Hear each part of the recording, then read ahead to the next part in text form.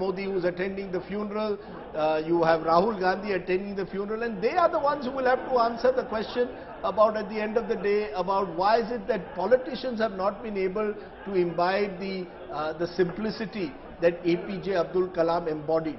I think politicians perhaps in this country have lost touch sometimes with the masses. APJ Abdul Kalam never lost touch with his roots.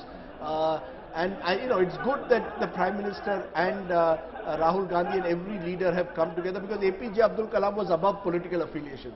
He was neither BJP nor Congress. Yes, he committed this one Bihar blunder, which he will have to live, which was the one dark spot on his presidential legacy.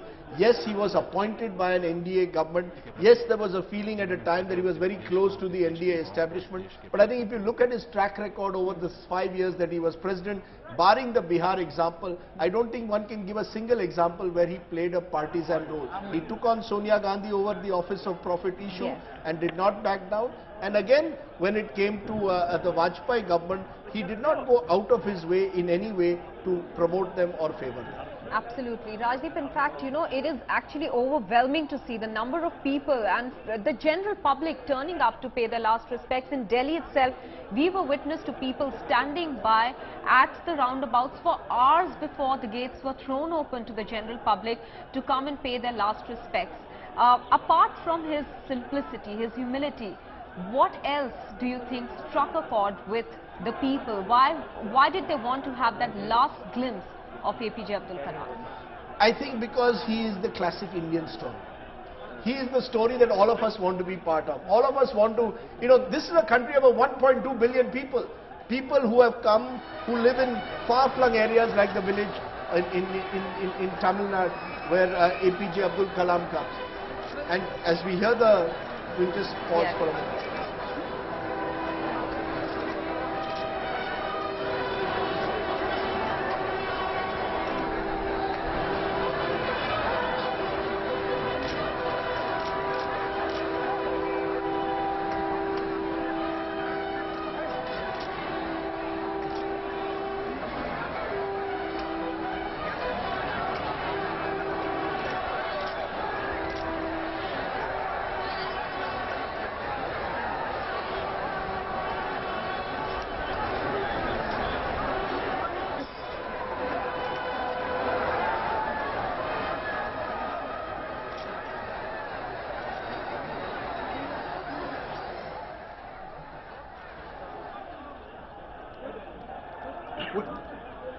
Well, as I said, I think,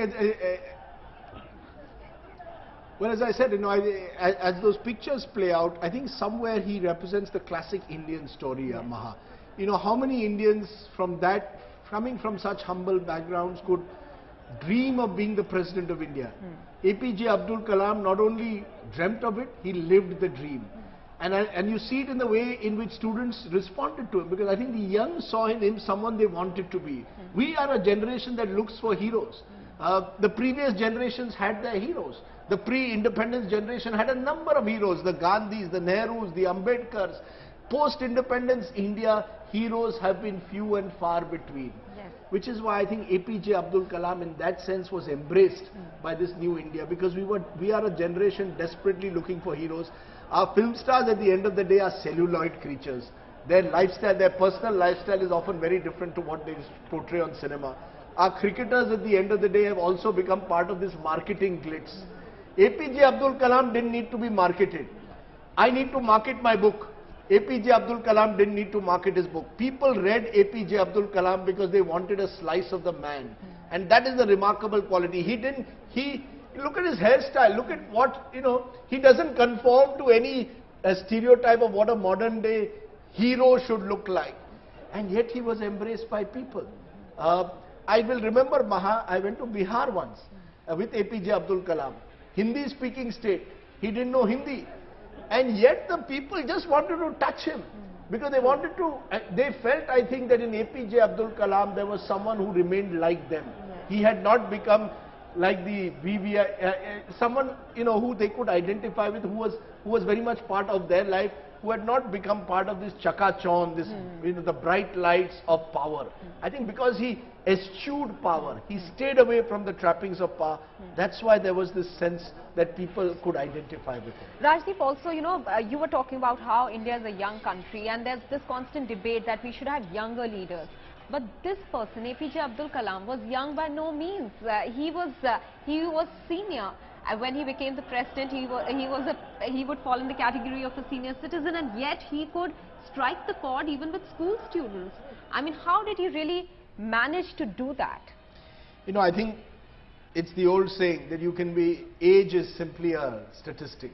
At the end of the day, you can be 80 and you can have the heart of an 18-year-old as APJ Abdul Kalam had, or you can be 18 and talk and think like an 80-year-old. I think he had that youth connect. Prime Minister Modi, to an extent, also has that youth connect, perhaps for entirely different reasons. Perhaps because of his oratory, perhaps because he is seen to embody the image of a strong India. APJ Abdul Kalam, I think, was identified by young India because they saw in him someone who had eschewed the trappings of power, and therefore was someone who was precisely the kind of person they wanted to be like. And I hope that some of our netas who are there at the funeral will embody the simplicity